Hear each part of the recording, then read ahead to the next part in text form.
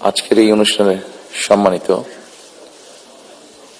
সকল উপস্থিতিবৃন্দ, আসসালামু আলাইকুম। প্রথমেই আমি আপনাদের সকলকে, সম্পাদকবৃন্দ, সাংবাদিকবৃন্দ, সংবাদপত্রের মালিকবৃন্দ সহ বীর সাংবাদিকবৃন্দ সহ যারা উপস্থিত আছেন, প্রথমেই আপনাদের সকলকে আন্তরিকভাবে আমি ধন্যবাদ জানাতে চাই। আমি দেশে আসার পরে খুব স্বল্পতম সময়ে এই অনুষ্ঠানটি আয়োজন করেছি এবং আপনারা যে কষ্ট করে অনুষ্ঠানে এসেছেন তার জন্য আমি আন্তরিকভাবে আমার এবং দলের পক্ষ থেকে আমি ধন্যবাদ জানাতে চাই। সম্মানিত উপস্থিতিবৃন্দ, যারা এখানে এই মঞ্চে এসে একটু আগে বক্তব্য রেখেছেন, তাদের সকল বক্তব্য থেকে খুব পরিষ্কারভাবে কয়েকটি জিনিস বোধহয় ফুটে উঠেছে, অর্থাৎ আগামী দিন, ফিউচার। এবং ফিউচারটাকে যদি আমরা 2-3 ভাগে ভাগ করি তাহলে একটি দেখতে পাচ্ছি, সেটি ব্যক্তি হিসাবেই হোক অথবা একজন সংবাদ কর্মী হিসাবেই হোক, আপনার স্বাধীনতা, আপনার নিরাপত্তা। আমরা আরেকটি জিনিস মনে হয় আমার চোখে যেটা পড়েছে যারা বক্তব্য রেখেছেন, সেটি হচ্ছে যে গণতান্ত্রিক বা রাজনৈতিক যে অধিকারটি মানুষের, আপনার, আমার, আমাদের সকলের, সেটির ব্যাপারে একটা কনসার্ন সকলে এক্সপ্রেস করেছেন। এবং খুব সম্ভবত একজন বক্তাই এখানে একটি কথা বলেছেন, সেটি হচ্ছে যে আগামী দিন, ফিউচারটা কেমন হবে। আমি দেশে অনেকদিন থাকতে পারিনি, কি কারণে সে প্রসঙ্গে গেলাম না, আপনাদের কম বেশি ধারণা আছে। তবে সারাক্ষণই দেশের সাথে আমার যোগাযোগ ছিল। দেশের মানুষের সাথে কি হয়েছে, এখানে মাহমুদুর রহমান সাহেব বলেছেন একটি উদাহরণ দিয়ে, ওনার প্রতি পূর্ণ সম্মান রেখে আমি বলতে চাইছি, ওনার সাথে ওনার রক্তমাখা ছবি এখনো আমার চোখের সামনে ভাসে। কাজেই ওনার সাথে কি হয়েছে আমি যেমন জানি, রুহুল আমিন গাজী সাহেবের সাথে কি হয়েছে, যেভাবে উনি মৃত্যুবরণ করেছেন জেলের মধ্যে, সেটি আমি জানি। এবং সবচেয়ে বড় বিষয় হচ্ছে আমার 60 লক্ষ নেতাকর্মী, এবং তার থেকে আরেকটি হৃদয় বিদারক আমার জন্য হচ্ছে, সেটি হচ্ছে আমার মায়ের সাথে কি হয়েছে। কাজে এই ঘটনাগুলো যদি আমরা সকলে এসবগুলোকে এক করি, তাহলে যারা দেশে ছিলেন আপনারা, তারা অবশ্যই আমার থেকে একটু বেটার ভালো জানবেন। তবে আমি একদম যে জানি না বোধহয় বিষয়টি তা নয়, আমার একটি ধারণা আছে। সম্মানিত উপস্থিতিবৃন্দ, যে কথাগুলো প্রায় সকলেই বলে গিয়েছেন, এই কথাগুলো যদি আমরা আলোচনা করাই যাবে অনেকক্ষণ ধরে। আপনারা আপনাদের মূল্যবান সময় ব্যয় করে এখানে এসেছেন। আমি এই কথাগুলোর মধ্যে থেকে একটু সরে এসে কিছু কথা বলতে চাই। আমাদের সমস্যা ছিল, আমাদের সমস্যা আছে। অবশ্যই আমরা 5ই আগস্টের আগে ফিরে যেতে চাই না। আমি আমার অবস্থান থেকে যদি চিন্তা করি, আমার এক পাশে 1981 সালের একটি জানাজা, একই সাথে আমার এক পাশে 2025 সালের 31 ডিসেম্বরের একটি জানাজা, আর আমার আরেক পাশে 2024 সালের 5ই আগস্টের একটি ঘটনা। কাজে আমার মনে হয় এটি শুধু বোধহয় আমার একার জন্য নয়, যারা আমার দলের নেতা কর্মী সদস্য এবং সামগ্রিকভাবে পুরো দেশের মানুষের সামনে বোধহয় এই দুটি উদাহরণ বোধহয় সবচাইতে বাদ বিবেচনা করার জন্য সবচাইতে ভালো উদাহরণ, যে আসলে 5ই আগস্টে ফিরে যাওয়ার কোনোই কারণ নেই আমাদের। প্রিয় উপস্থিতিবৃন্দ, হিংসা, প্রতিশোধ, প্রতিহিংসা একটি মানুষ, একটি দল বা যেভাবে আমরা বিবেচনা করি, তার পরিণতি কি হতে পারে আমরা দেখেছি 5ই আগস্ট। এবং আমি সেজন্যই সকলকে অনুরোধ করব, দল মত নির্বিশেষে আমাদের মধ্যে মত পার্থক্য থাকবে, কিন্তু আমরা যদি চেষ্টা করি তাহলে সেই মত পার্থক্যের মধ্যে রেখে আলোচনার মাধ্যমে সেটি অনেক সমস্যার সমাধান হয়তো আমরা বের করে আনতে সক্ষম হব। কিন্তু কোনোভাবেই সেটি যাতে মত বিভেদের পর্যায়ে চলে না যায়। বিভেদ হলে জাতিকে বিভক্ত করে ফেললে কি হতে পারে আমরা দেখেছি। আজকে সেই জন্য অনেকের মুখে অনেক হতাশার কথা আমরা শুনি, কিন্তু তারপরেও আশার কথা হচ্ছে যে তাদের কাছে ভবিষ্যতের চিন্তাও আছে, ভবিষ্যতের পরিকল্পনা আছে। এখানে একজন বক্তা বলেছেন, পানির কথা বলেছেন, ওনার সাথে আমার কিছুদিন আগে কথা ছিল, ওনার সামনে আমি আরো বিষয় তুলে ধরেছি। আমার দেশে ফিরে আসার পরে আমি যে কবার আমার বাইরে যাওয়ার একটু বেশি সুযোগ হয়েছে, আমি সাভারে গিয়েছিলাম, আরো কয়েকটি জায়গায় গিয়েছিলাম। আমার কাছে মনে হয়েছে নতুন প্রজন্ম একটি গাইডেন্স চাইছে, নতুন প্রজন্ম একটি আশা দেখতে চাইছে। শুধু নতুন প্রজন্ম না, আমার কাছে মনে হয়েছে প্রত্যেকটি প্রজন্মই মনে হয় কিছু একটি গাইডেন্স চাইছে। আমরা যারা রাজনীতিবিদ করি আমাদের কাছে হয়তো অনেক প্রত্যাশা, সকল প্রত্যাশা হয়তো বা পূরণ করা সম্ভব নয়, কিন্তু আমরা রাজনীতিবিদরা যদি 1971 সাল,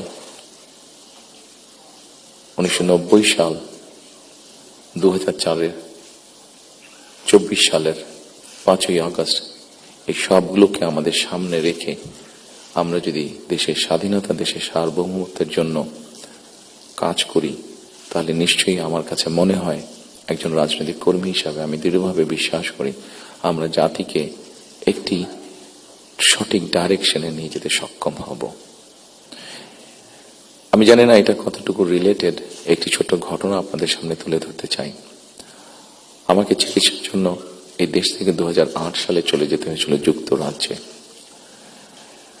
2008 সালে যাবার পরে 2010 সালে সেখানে প্রথম একটি নির্বাচন আমি দেখেছিলাম।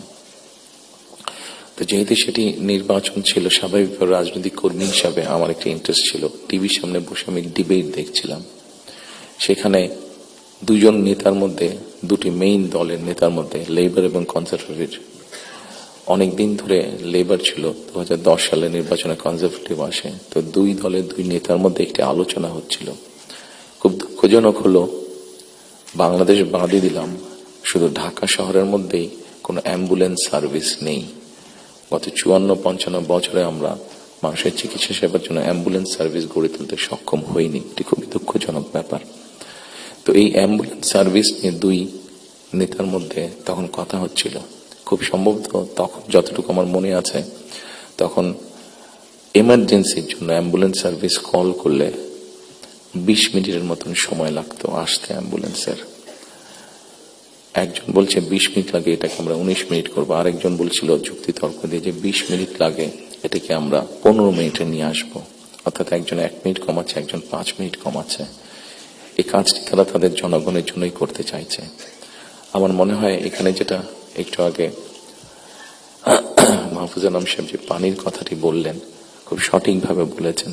ঠিক এখন যেভাবে চলছে, এইভাবে যদি চলে, আমার যতটুকু ধারণা আগামী 10 থেকে 15 বছর, হার্ডলি 20 বছর পরে ঢাকা শহরে কোনো জায়গায় থেকে পানি আমরা পাবো না। আমাদের বুড়িগঙ্গা নদী সম্পূর্ণ রকম পলিউটেড, 100% পলিউটেড। শীতলক্ষা নদী 50%-এর মতন পলিউটেড। এখন মেঘনা নদী থেকে পানি আনার চেষ্টা করা হচ্ছে, আসছে বোধহয় একটা প্রজেক্ট কাজ হচ্ছে, কিন্তু এটার পানি আগামী 10 থেকে 15 বছর মধ্যে পলিউটেড হয়ে যাবে। ঢাকা শহরে যে 3.5 কোটি মানুষের মতন মানুষ বাস করছে, এদের কেউ পানি পাবে না। পানির অপর নাম জীবন। সারা দেশে যদি এই সমস্যা শুরু হয়, তাহলে বিষয়টি কত ভয়াবহ হতে পারে। আমার মনে হয় এইরকম বিষয়গুলি নিয়ে বোধহয় এখন আলোচনা হওয়া উচিত, সেটি সংসদে হোক, সেটি বিভিন্ন সেমিনারে হোক। কারণ তা না হলে একটি ভয়াবহ ভবিষ্যৎ আমাদের সামনে অপেক্ষা করছে হয়তোবা, which is very unwanted. সম্মানিত উপস্থিতিবৃন্দ, একই সাথে আমরা যদি একটু খেয়াল করে দেখি, আমাদের 20 কোটির মতন মানুষ এই দেশে, এবং এই দেশে 20 কোটি মানুষের মধ্যে একটি বড় অংশ হচ্ছে তরুণ সমাজের সদস্য। এই তরুণ সমাজের সদস্যদেরকে বিভিন্ন ভাবে আমাদেরকে উপায় বের করতে হবে কিভাবে তাদের কর্মসংস্থানের ব্যবস্থা হয়, সেটি দেশের ভিতরে হোক, সেটি দেশের বাইরে হোক। আমরা যদি এটি সক্ষম না হই এই কাজটি করতে, তাহলে আমরা 5ই আগস্ট বলি, 90-এর আন্দোলন বলি, 1971 সালের স্বাধীনতা যুদ্ধ বলি, আমাদের মনে হয় খুব সম্ভবত প্রত্যেকটি প্রত্যাশা ধ্বংস হয়ে যাবে। এখানে একজন সংবাদকর্মী, নারী সংবাদকর্মী, নারীর নিরাপত্তা বা নিরাপত্তা নিয়ে কথা বলেছেন উনি। আমরা মনে করি নিরাপত্তা শুধু নারীর না, নারী পুরুষ উভয়ের ক্ষেত্রে হওয়া উচিত। ছোট যদি একটি এক্সাম্পল দিই, খুব সম্ভবত বাংলাদেশে বছরে 7,000-এর মতন মানুষ, খুব সম্ভব গত বছর 7,000-এর মতন মানুষ রোড অ্যাক্সিডেন্টে মারা গিয়েছে। আমার কাছে বিষয়টি খুব অস্বাভাবিক লাগে। আমার ধারণা আপনারা যদি একটু চিন্তা করেন, আপনাদের প্রত্যেকের কাছে বিষয়টি অস্বাভাবিক লাগবে, কিন্তু ঘটনাটি ঘটছে, কোনো বছর বেশি, কোনো বছর কম। এই অস্বাভাবিক ঘটনাটি কেন ঘটবে? একজন মানুষ রোড অ্যাক্সিডেন্টে অধিকাংশ ক্ষেত্রে যারা মারা যাচ্ছে, আমরা যদি তাদের সামাজিক স্ট্যাটাসটা দেখি, খুব যে অবস্থাপন্ন লোক, যারা আর্থিকভাবে সচ্ছল, তারা যে মারা যাচ্ছেন তা না, কিন্তু যেই মানুষগুলো মারা যাচ্ছে সেই মানুষরা হয়তো বা তাদের ফ্যামিলির অনলি আর্নিং সোর্স। মারা যাওয়ার পরে সেই ফ্যামিলিটির কি হচ্ছে, অথবা লোকটি যদি পঙ্গু হয়ে যায়, মানুষটি যদি পঙ্গু হয়ে যায়, তাহলে তার ফ্যামিলির উপরে কি হচ্ছে, এই বিষয়টি বোধহয় আমাদেরকে নজরে আনা উচিত। এরকম অনেকগুলো বিষয় আছে, যে বিষয়গুলো আমার মনে হয় রাজনৈতিক দলগুলোর মধ্যে চিন্তা ভাবনা হওয়া উচিত।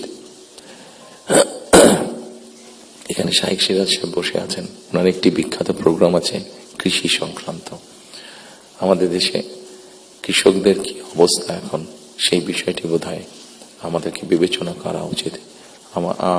উনি ভালো বলতে পারবেন। আমার যতটুকু ধারণা আছে যে মানে সরাসরি জমিতে কৃষিকাজের সাথে জড়িত জমির মালিক এরকম কৃষকের সংখ্যা প্রবাবলি 1.5 কোটির মতন সারা বাংলাদেশে, 1,50,00,000 মতন। এর মধ্যেও ডিফারেন্ট ক্যাটাগরির কৃষক আছে। এই কৃষকদের বিভিন্ন অসহায়ত্বের নিউজ আপনাদের সংবাদপত্রে প্রকাশ হয়, বিভিন্ন সময় আপনাদের খবরেই প্রকাশিত হয়েছে, বিভিন্ন সময় সেটি ইলেকট্রনিক মিডিয়া হোক, সেটি মেইন মিডিয়া, প্রিন্টেড মিডিয়াতেই হোক, প্রকাশিত হয়েছে। এদের ব্যাপারে আমি আমার বিগত সরকারের কথা বলবো, আমার দলের বিগত সরকারের কথা বলবো। সেই সরকার বিভিন্ন সময় বিভিন্ন পদক্ষেপ গ্রহণ করেছে।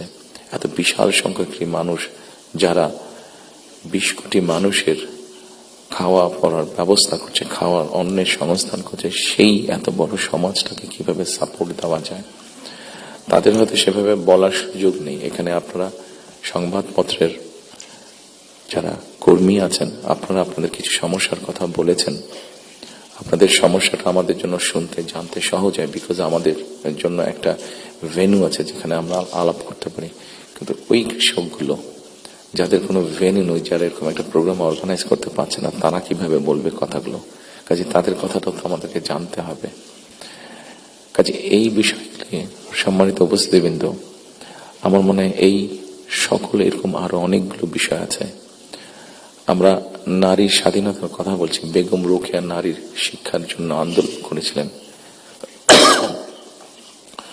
মরহুমা বেগম খালেদা জিয়া নারীদের শিক্ষার ব্যাপারটা নিশ্চিত করেছিলেন। পরবর্তীতে আগামী নির্বাচনে ইনশাল্লাহ জনগণের ম্যান্ডেট নিয়ে আমরা সরকার গঠনে সক্ষম হলে আমাদের একটি পরিকল্পনা রয়েছে, এই যে নারীরা শিক্ষিত হয়েছে এদেরকে অর্থনৈতিকভাবে স্বাবলম্বী করে গড়ে তোলা। একটু আগে আমি যে ফ্যামিলি কার্ডটা বলেছিলাম, সেটির লক্ষ্য বা উদ্দেশ্য হচ্ছে সেটাই, এই নারী সমাজকে গড়ে তোলা। আমাদের হিসাব মতে বাংলাদেশে 4 কোটি ফ্যামিলি আছে। আমরা যদি পরিবার হিসাবে ভাগ করি, এবারে যে একটি পরিবারে 5 জন করে সদস্য ধরা হয়েছে। আমরা এই ফ্যামিলি কার্ডটি আপনাদের সামনে একটু তুলে ধরতে চাইছি, আমাদের পরিকল্পনাগুলো। কারণ এখানে একজন সাংবাদিক উল্লেখ করেছেন যে 25 তারিখে যখন আমি এসেছি, আমি একটি কথা বলেছিলাম মার্টিন লুথার কিং এর মতন, আই হ্যাভ এ ড্রিম, যেমন বলেছিল 62 বছর আগে মার্টিন লুথার কিং। আমি বলেছিলাম আই হ্যাভ এ প্ল্যান। সেই প্ল্যানের মধ্যে একটি অংশ হচ্ছে বাংলাদেশের যে হাফ পপুলেশন নারী, তাদেরকে ঘিরে, এবং সেটি হচ্ছে ফ্যামিলি কার্ড। ফ্যামিলি কার্ডের মাধ্যমে ইটস নট যে একটা ফ্যামিলি কার্ড যে নারী পাবে সেটি সে সারা জীবন পাবে। একজন গৃহিণী বা একজন হাউস ওয়াইফ যে পাবেন কার্ডটা সারা জীবনের জন্য না, আমরা 5 থেকে 7 বছর দেব। এই 5 থেকে 7 বছর তাকে আমরা একটা সাপোর্ট দেওয়ার চেষ্টা করব। সেটা টাকার হিসাবে হতে পারে, অথবা এসেনশিয়াল ফুড আইটেমের হিসাবে হতে পারে। কারণ আমরা দেখেছি যে একজন নারী বা একজন স্ত্রীকে বা একজন গৃহিণীকে যদি একটি সাপোর্ট দেওয়া হয়, সেটি সে তার ফ্যামিলির জন্য সঠিকভাবে খরচ করে দেন একজন পুরুষ। এবং আমরা রিসার্চে দেখেছি যে যদি 5 থেকে 7 বছর দেওয়া যায় তাহলে সে যেই অর্থটা তার হাতে জমা হয় সে মূলত 3টি কাজে খরচ করে। প্রথমত তার ফ্যামিলির স্বাস্থ্যের পেছনে, দ্বিতীয়ত তার ফ্যামিলির ছেলে মেয়েদের শিক্ষার পিছনে, তৃতীয়ত সে যে অর্থটা জমা করতে পারে সেটি সে ছোট ছোট ভাবে ইনভেস্ট করে। খুব স্বাভাবিকভাবে এইভাবে যখন সে ইনভেস্ট করা ধরবে, স্বাভাবিকভাবে তার গ্রামের লোকাল ইকোনমিটা স্ট্রেংথেন হবে, তার উপজেলার ইকোনমিটা স্ট্রেংথেন হবে, তার জেলার ইকোনমিটা স্ট্রেংথেন হবে, তার পরিবারটা শিক্ষিত এবং তার পরিবারটা যদি হেলদি হয়, এইভাবে পুরো গ্রামটা হবে, এভাবে পুরো উপজেলাটা হবে, এইভাবে পুরো জেলাটা, বিভাগ, একসময় গিয়ে দেশটা হবে। 4 কোটি ফ্যামিলির মধ্যে আপনারা বলতে পারেন একবারে কি দেওয়া সম্ভব কিনা? না, 4 কোটি ফ্যামিলির মধ্যে একবারে দেওয়া সম্ভব না। গ্র্যাজুয়ালি আমরা যাব, যারা প্রান্তিক, যারা যাদের যাদের নিডফুল, আন্ডার প্রিভিলেজ, তাদেরকে দিয়ে আমরা শুরু করব। এই কার্ডটি আমরা, আপনারা জিজ্ঞেস করতে পারেন হয়তো কার্ডটি কাদেরকে দেবেন। আমরা কার্ডটি জেনারেল রেখেছি, ইউনিভার্সাল রেখেছি, কারণ আমরা অতীতে দেখেছি বিভিন্ন সময় বিভিন্ন সোশ্যাল সেফটি নেটওয়ার্কের আওতায় যাদেরকে নিয়ে আসা, বিভিন্ন ক্যাটাগরি করা হয় এবং সেখানে কারাপশন দেখা দেয়। সেই জন্য আমরা এটি জেনারেল রেখেছি। এটি একজন গ্রামের কৃষকের স্ত্রী যেমন পাবে, ইমাম সাহেবের স্ত্রী যেমন পাবে, প্রাইমারি স্কুলের শিক্ষকের স্ত্রী যেমন পাবেন, ঠিক একইভাবে ডিসি সাহেবের স্ত্রীও পাবেন, এসপি সাহেবের স্ত্রীও পাবেন। তবে আমরা দৃঢ়ভাবে বিশ্বাস করি ডিসি সাহেবের স্ত্রী বা এসপি সাহেবের স্ত্রী নিশ্চয়ই ওনারা নেবেন না, কারণ ওনাদের ওটি প্রয়োজন হবে না। কারাপশনটাকে যাতে মানে একটা স্প্রেড না করে, কারাপশনটা যাতে স্বাভাবিক একটা পর্যায়ে থেকে, কিছু তো অ্যানোমালিজ হতে পারে, সেটি আমরা গ্র্যাজুয়ালি ঠিক করব। ঠিক এভাবে কৃষকদেরকে হেল্প করার জন্য আমরা কৃষি কার্ড করেছি। একটি বড় সমস্যা হচ্ছে হেলথ ইস্যু। বাংলাদেশে 20 কোটি মানুষ। আমরা স্লোগান দিয়ে হয়তো বলতে পারি যে সকলের জন্য স্বাস্থ্যের ব্যবস্থা করব, আমরা সকলকে স্বাস্থ্য সুবিধা আমরা দিব। এখানে আপনারা অনেকেই আছেন যারা আপনারা ইউকেতে গিয়েছেন, যেহেতু আমি ইউকেতে অনেকদিন ছিলাম, স্বাভাবিকভাবে আমি তাদের বিষয়টি আমার নজরে বেশি পড়েছে। তাদের ওখানে বৈধভাবে যে কোনো মানুষ থাকে তাকে তারা পূর্ণ হেলথ সার্ভিস দেয়, সেটা যে কোনো ধরনের, সেটা বাইপাস হোক, কার্ডিয়াক হোক, ক্যান্সার হোক, সব রকম চিকিৎসা তারা দেয়। এখন আমরা কিন্তু এখন দেখা যাচ্ছে যে এই কাজটা করতে গিয়ে ইউকের মতন দেশগুলো, ইউরোপের যে ডেভেলপ দেশগুলো আছে, তারাও হিমশিম খাচ্ছে। তারা এখন যেটা চাচ্ছে সেটা হচ্ছে প্রিভেনশন। তারা হিসাব নিকাশ করেছে যে একজন মানুষ অসুস্থ হলে তাকে যদি হাসপাতালে নিয়ে আসা হয়, তাকে যদি ওষুধ দেওয়া হয়, ডাক্তার, নার্স, হসপিটালে বেড, সবকিছু, তাতে খরচ অনেক বেশি হয়। কিন্তু যদি প্রিভেনশন করা হয়, মানুষকে যদি সচেতন করা হয় যে এই খাবারগুলো খেও না, তাহলে তুমি কিডনি প্রবলেম হবে না, এই খাবারগুলো খেও না তাহলে তোমার হার্ট প্রবলেম হবে না, এই খাবারগুলো খেও না তাহলে তোমার ডায়াবেটিক হবে না। মানুষকে যদি এভাবে সচেতন করা যায় তাহলে দেখা গেছে তাতে রাষ্ট্রের খরচ অনেক কমে আসে, মানুষের সুস্থ থাকে। এবং এটার উপর বেস করে, যেহেতু ইউরোপে এই কাজটা চলছে, এটার উপরে বেস করে আমরা হেলথ কেয়ারার অ্যাপয়েন্ট করতে চাই। এবং এই হেলথ কেয়ারের অ্যাপয়েন্টের আরেকটি মূল লক্ষ্য উদ্দেশ্য হচ্ছে এরা যেরকম বেসিক ট্রেনিং পাওয়ার পরে গিয়ে মানুষকে সচেতন করবে, অ্যাট দ্য সেম টাইম সম্মানিত উপস্থিতিবৃন্দ, আরেকটি বিষয় বোধহয় আমাদের নজরে খুব আনার প্রয়োজন। একটি বিষয়, খুব ভয়াবহ পরিস্থিতি। মাহফুজ আলম সাহেব যেরকম পানির কথা বলেছেন, সেরকম আরেকটি ভয়াবহ পরিস্থিতি হচ্ছে যে আমাদের জনসংখ্যা যেভাবে বাড়ছে, আমরা যে সৌদি আরব বা কুয়েতের সবগুলো তেল খনিও এখানে নিয়ে আসি, তাহলে হয়তো আমরা এই এত রিসোর্স দিয়ে আমরা এত মানুষকে সমস্যার সমাধান করতে পারবো না। সেই জন্য আমাদেরকে অবশ্যই পপুলেশন কন্ট্রোলে যেতে হবে, আমাদের দেশের জনসংখ্যাকে সীমাবদ্ধতার মধ্যে আনতে হবে। এবং সেই জন্য এই হেলথ কেয়ার যে নিয়োগ হবে, এই হেলথ কেয়ারের শতকরা 80 থেকে 85% আমরা 1 লক্ষের মতন আমাদের টার্গেট নিয়োগ করা। এই হেলথ কেয়ারের 80 থেকে 85% আমরা নারী কর্মীকে নিয়োগ করতে চাই, যাতে নারী কর্মীরা গিয়ে ঘরে ঘরে বোঝাতে সক্ষম হন যে কি জন্য প্রয়োজন হাইজিন মেনটেন করা এবং পরিবারকে সুস্থ রাখা, এট দ্য সেম টাইম পরিবারকে একটি রিজনেবল সাইজের মধ্যে রাখা, পরিবারের সদস্য সংখ্যা। ঠিক একইভাবে কৃষকের কথা আপনাদের সামনে বলেছি, যেই বিষয়টি আমি আপনাদের সামনে একটু আগে উল্লেখ করেছিলাম সম্মানিত উপস্থিতিবৃন্দ, সেটি হচ্ছে যে বিরাট এক তরুণ সমাজের সদস্য আমাদের আছেন।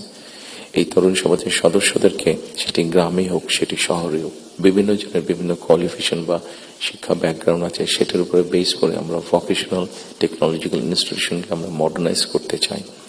আমাদের ভোকেশনাল এবং টেকনোলজিক্যাল ইনস্টিটিউশন যেগুলো আছে সেগুলোর মধ্যে প্রায় 200-250 মতন সাবজেক্ট আছে যেগুলোর এত প্রয়োজন নেই আমাদের। আমরা এর মধ্যে কিছু কাজ করেছি, প্রাইমারি কাজ করেছি, যে নর্মালি যেসব দেশে আমাদের মানুষ যেতে পারবে বা পারে, যেমন তার একটা বড় অংশ হচ্ছে মিডল ইস্ট, সেখানে কি কি কাজের স্কোপ আছে আগামী 5 থেকে 10 বছর।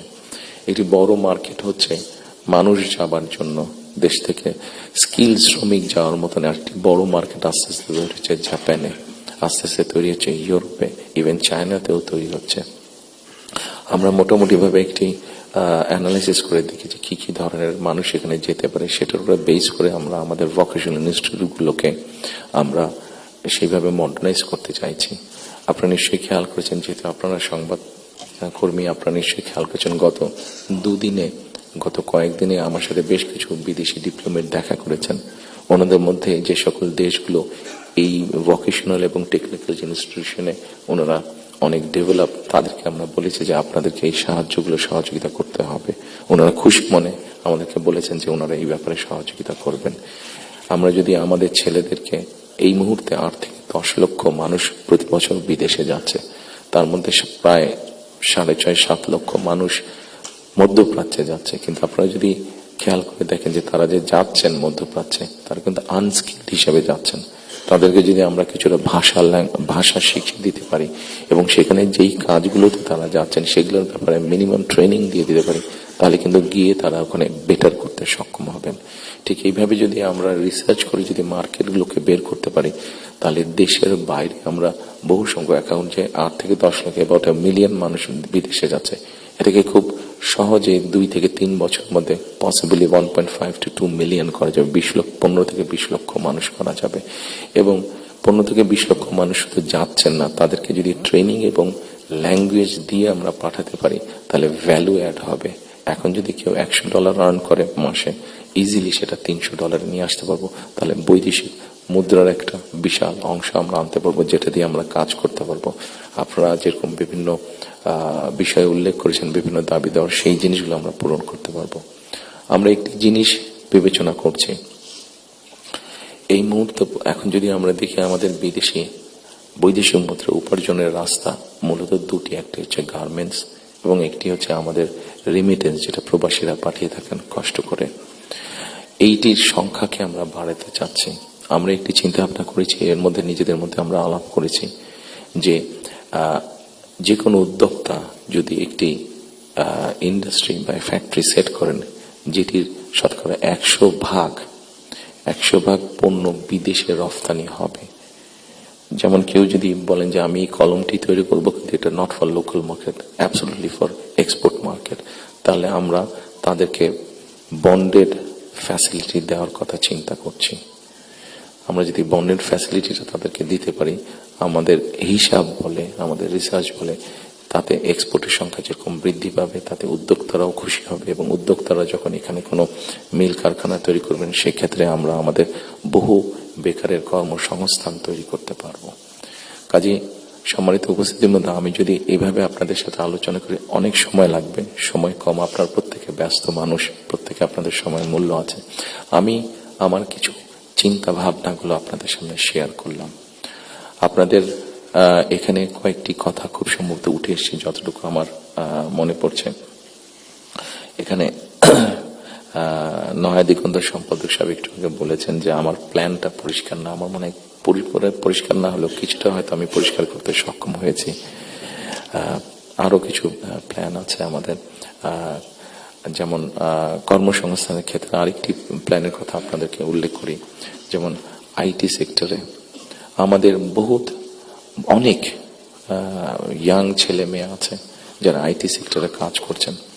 আমরা স্বৈরাচারের সময় দেখেছি বাংলাদেশের বিভিন্ন জায়গায় আইটি পার্কের নামে কতগুলা বড় বড় বিল্ডিং তৈরি করা হয়েছে, কিন্তু এখনই আমি কিছু পত্রিকার পাতায় নিউজ দেখেছি, গত 2-1 বছর আগেও নিউজ দেখেছি, 2-3 বছর আগে নিউজ দেখেছি, যে পার্কগুলো অনেক ক্ষেত্রে দেখা যাচ্ছে যে অসামাজিক কাজ হচ্ছে, অথবা সেখানে কমিউনিটি সেন্টার হচ্ছে। অর্থাৎ আইটি পার্ক বলতে যাবো যে তার বিন্দু কোনো কিছুই সেখানে নেই।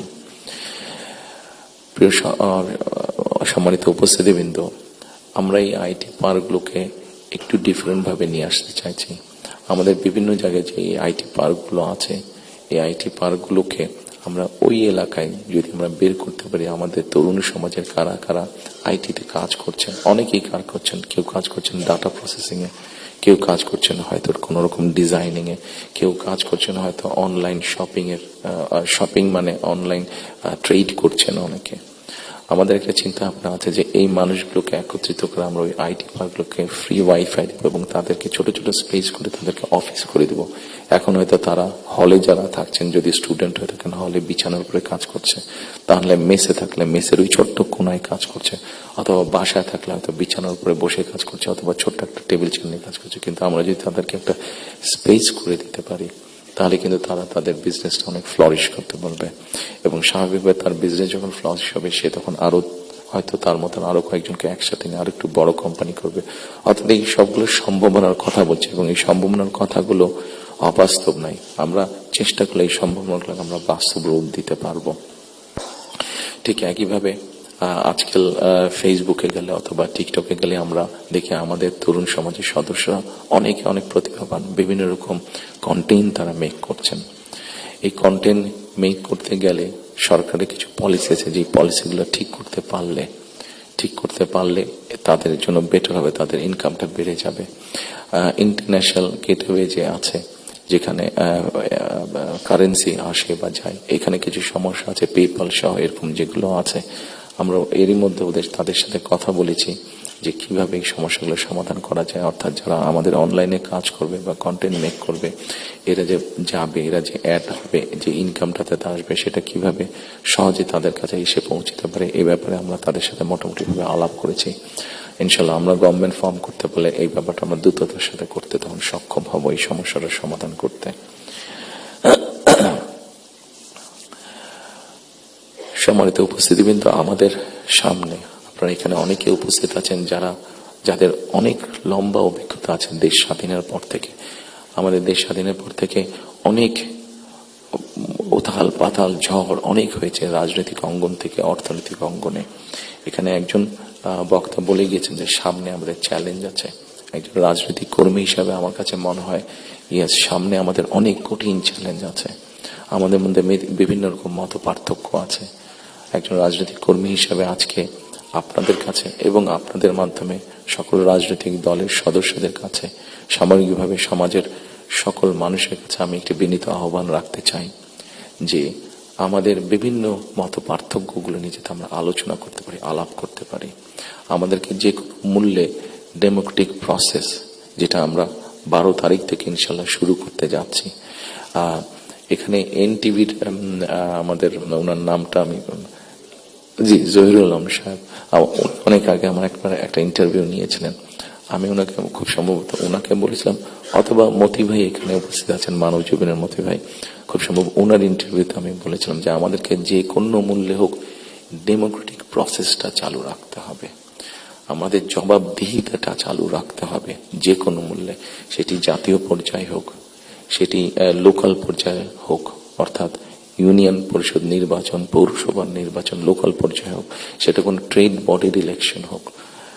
আমার ব্যক্তি যেটা বিশ্বাস, আমরা যে কোনো মূল্যে যদি এই যে জবাবদিহিতাটা, গণতান্ত্রিক প্রসেসটা যদি আমরা কন্টিনিউ করতে পারি, অনেক বেগ হয়তো আসবে, অনেক কঠিন হবে, কিন্তু একটা সার্টেন টাইম পর আমরা যদি গণতান্ত্রিক প্রসেসটাকে কন্টিনিউ করে যেতে পারি, তাহলে নিশ্চয়ই আমরা অবস্থার পরিবর্তন ঘটাতে সক্ষম হব। এবং আরেকটি কথা, কাউকে আঘাত না করি আমি বলতে চাইছি, কোন রাজনৈতিক দলের নেতা সদস্য কাউকে আমি আঘাত করতে চাইছি না। আমি আমার চিন্তাটা শুধু ওনাদের সামনে তুলে ধরতে চাইছি যে আসুন আমরা দেশের মানুষের শিক্ষা, দেশের মানুষের স্বাস্থ্য, দেশের নারীদের অধিকার, এম্পাওয়ারমেন্ট, কর্মসংস্থান, পরিবেশ, সবকিছু মিলিয়ে এই যে বিষয়গুলো, যেটি একটি সাধারণ মানুষের জন্য প্রযোজ্য, আমরা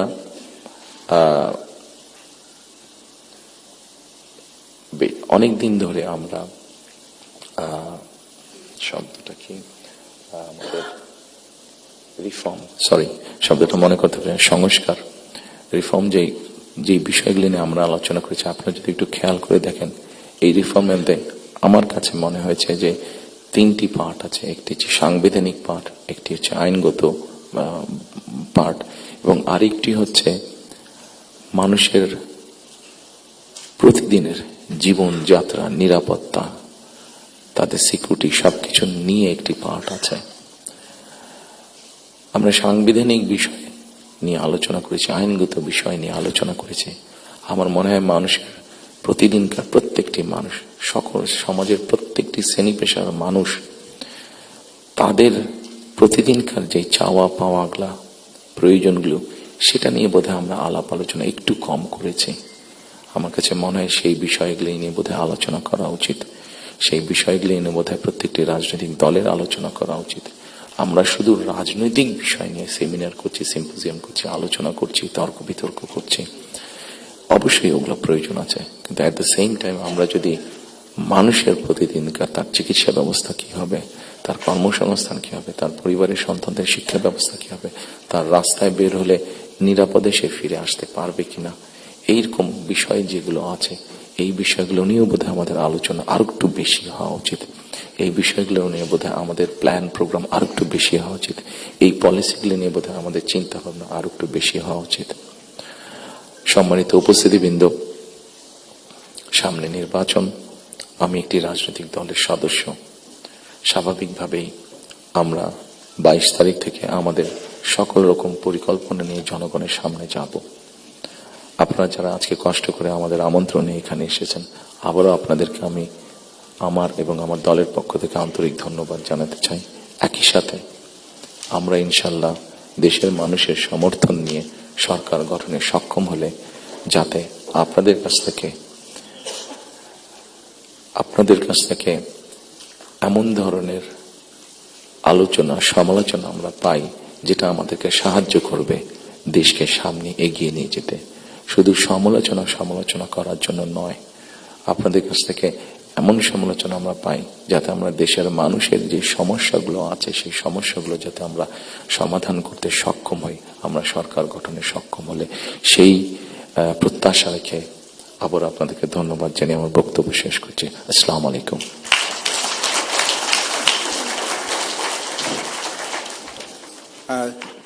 ধন্যবাদ চেয়ারম্যান।